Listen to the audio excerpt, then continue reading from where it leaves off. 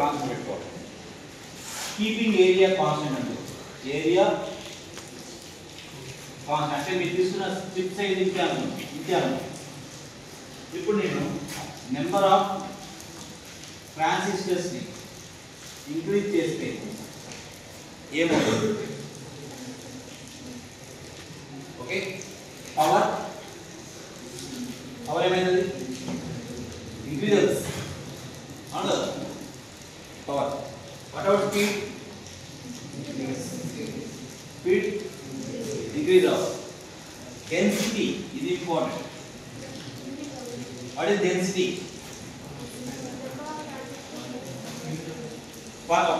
ఒక యూనిట్ ఏరియాకి ఎన్ని నెంబర్ ఆఫ్ ట్రాన్సిస్టర్స్ ఉన్నాయి? ఇప్పుడు ఫర్ ఎగ్జాంపుల్ మీకు ఇదే క్లాస్ లో మీరు ఒక 70 మంది ఉన్నారు.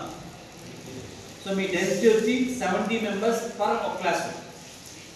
ఇదే 70 మంది ఇంకొక సెకండ్ ఈజీ డబుల్ క్లాస్ లో 50 మంది యాడ్ చేసాం. మీ డెన్సిటీ ఏమైంది? పెరిగిందా తగ్గిందా? పెరిగింది. Improve. Density improve. When density improve గొడవలు ఎక్కువైంది. 120 మెంబర్స్ ఫర్ ఎగ్జాంపుల్ 200 మెంబర్స్ పెట్టండి మీ క్లాస్లో. డెన్సిటీ ఇంకా ఇంప్రూవ్ చేసి ఏమవుతుంది? ఎలక్ట్రోమాగ్నెటిక్ ఇంటర్ఫరెన్స్ వస్తుంది. పక్కన ఎఫెక్ట్ మీకు పక్కన వాడికి క్లాస్ అవుతుంది. వాడు క్లాస్ అయినా వాడు సెల్ చూస్తున్నాడు. నువ్వు క్లాస్ ఇస్తాను కూడా వాడు ఎఫెక్ట్ మీద పడుతుంది. అంటే మీరు ఇందామని కూర్చున్నారు, నీ పక్కన నాయిస్ చేస్తున్నాడు అనుకోండి, మీరు డిస్టర్బ్ అవుతూ వస్తారు. ఇప్పుడంటే తక్కువ ఉన్నారు. ఫర్ ఎగ్జాంపుల్ ఒక 200 మెంబర్స్ కూర్చున్నాం అనుకో, నేను చెప్పాల్సిన అవసరం లేదు. మనకి 50 మందికి దగ్గరగా ఉంది క్లాస్, ఇంకా 200 మందిని మేనేజ్ చేయాలి. So when density increases the problems increases. ఏం problems?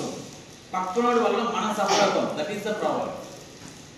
That is the interference. పక్కనోడి వల్ల మనం సఫర్ అయ్యేది ఇంటర్ఫరెన్స్. ఆ problem density increases. Okay, so ఇప్పుడు ఒక ఇంజనీర్ వాడేమో మూడు హ్యాపీగా అమ్మ చెప్పారు, వాడు చచ్చిపోయాడు. మనం వస్తామండి, మనం ఏం చేయాలి? ఎక్స్ట్రాగా క్యాన్సర్ ఇంప్రూవ్ చేయాలి. పవర్ ఎక్కువైతే ఏంటి ప్రాబ్లం మనకు? హీట్ అయితే ఏమైంది? థర్మల్ అన్నవే కలిపోతే క్యాన్సర్లు అవి హీట్ వాడవు. సో పవర్ పెడితే హీట్ పెడితే మనం ఏం చేయాలి? హీట్ సిక్స్ వాడాలి. ఇంకా స్పీడ్ పెరగాలి. స్లో అయితే మీరు ఒప్పుకోరు. డెన్సిటీ పెరగాలి. ఏరియాలో డెన్సిటీ పెడతాను.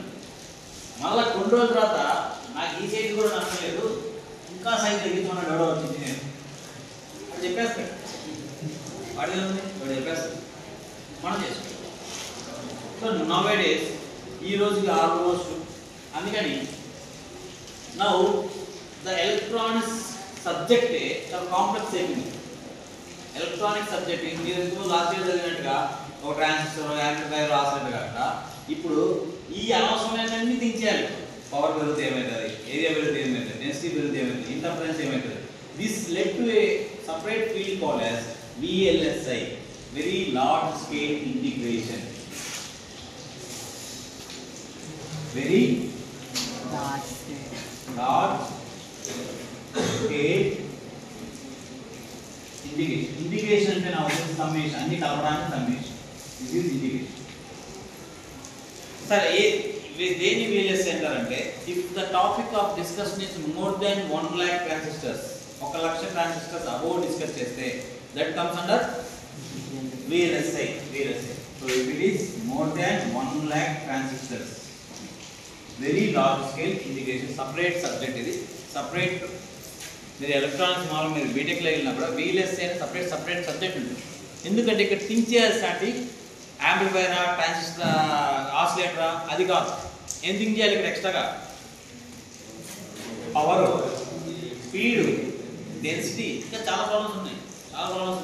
నేను అరౌండ్ 20-30 ప్రాబ్లమ్స్ ఉన్నాయి. అవన్నీ డిస్కస్ చేస్తాం. సో ఏరియా తగ్గడం ఎట్లా, రూటింగ్ తగ్గడం ఎట్లా. What is routing? ఒక ట్రాన్సిస్టర్ ఇప్పుడు ఏం చేయాలని ఇక్కడ 1 ఇస్తే ఇది 0 రావడానికి ఎంత టైం పడుతుంది?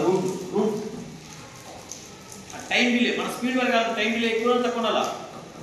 ఓవరాల్ ప్రాసెస్ స్పీడ్ పెరగాలంటే తక్కువ ఉండాలి. సో ఎలా కనెక్షన్ ఇవ్వాలి? That is called as net list అంట. Net list. How to connect the transistors for better performance అంటే లక్ష ట్రాన్సిస్టర్లు పెట్టేశాడు. సో 4 టెస్ట్ చేసినప్పుడు పని చేస్తున్నాను, ఒక నెలల తర్వాత పని చేయడం ఆపేస్తుంది. ఎందుకంటే రూటింగ్ అంటే పొజిషన్స్ సరిగ్గా పెట్టలేదు, జామెట్రికల్ పొజిషన్స్. సో దాని యొక్క ఎఫిషియన్సీ తగ్గిపోతుంది. అర్థం? ఓకే. ఇప్పుడు ఫర్ ఎగ్జాంపుల్ మీరంతా ఇక్కడ క్లాస్లో ఉన్నారు, ఇప్పుడు ఇదే క్లాస్లో నేను క్లాస్ చెప్తాను, మీరు ఇక్కడ ఉన్నారు.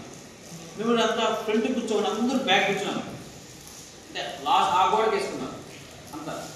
ఆ పొజిషన్ వాడడం వల్ల క్లాస్ యొక్క ఎఫిషియన్సీ తగ్గుతుంది తగ్గ ఎట్లా తగ్గుతుంది? ఎందుకు తగ్గుతుంది? మీరు క్లాస్ రూమ్ ఆ పక్క కూర్చోవడం వల్ల. అంటే ఇక్కడే ఫేస్ ఏమో నన్ను తిరిగారు, బట్ బెంచెస్ అన్నీ వెనక్కి కూర్చున్నారు, గోడ కతుక్కున్నారు. అప్పుడు how it will be effecting on my class? Voice పడదు, విజిబిలిటీ తగ్గుతుంది. సో పొజిషన్ బట్టి క్లాస్ యొక్క ఎఫెక్టివ్నెస్ తగ్గుతుంది అని అంటారు. యాక్సెప్టెడ్ కదా? Similarly here positioning of the transistors బట్టి దాని ఎఫిషియన్సీ తగ్గిపోతుంది. సో ఎక్కడ పొజిషన్ అనేది దానికి మన సపరేట్ సబ్జెక్ట్ అది. ఎక్కడ పెట్టుకోవాలి ట్రాన్సిస్టర్ని, లక్ష ట్రాన్సిస్టర్ని వచ్చినప్పుడు లక్ష ట్రాన్సిస్టర్ ప్రాపర్గా ఎలా పెట్టాలి అనేది అది సపరేట్ సబ్జెక్ట్. ఆ సబ్జెక్ట్ మనం ఏరియా ఎట్లా క్యాలిక్యులేట్ చేయాలి మనం చూద్దాం. అంటే అదంతా మీ బీటెక్ లెవెల్ కూడా కాదు, ఎంటెక్ లెవెల్లో రూటింగ్ గొడవ పాయింట్. సో పొజిషనింగ్ అనేది చాలా చాలా ఇంపార్టెంట్. లాస్ట్లో కూర్చుంటే ఒక విధంగా ఉంటాడు. మీ బెంచ్లో 3 కూర్చున్నారు కదా, మీరు కావాలి ట్రై చేయండి. ఒకే పొజిషన్ రోజు మీరు కూర్చున్నట్టే మీకు అర్థం కావట్లేదు. ఒకరోజు లాస్ట్లో కూర్చుంటారు, ఒకరోజు మధ్యలో కూర్చుంటారు, ఇంకొకరోజు ఈ వారు కూర్చుంటారు. Obviously there will be difference. ఒకరోజు ఈ బెంచ్లో కానీ ఎన్ని కూర్చోండి, సేమ్ పర్సన్ మీరే, అదే ఇంటెలిజెన్స్ అదే ఇంటెలిజెన్స్ ఉంది, బట్ మీ పొజిషన్ మారడం వల్ల మీ నాలెడ్జ్ ట్రాన్స్ఫరింగ్ అనేది మారుతుంది. సిమిలర్లీ ఇక్కడ కూడా అంతే. So that is what happens here. Okay fine. So ఈ video this is discussing about more then 1 lakh discuss చేస్తాం. ఓకేనా? ఓకే.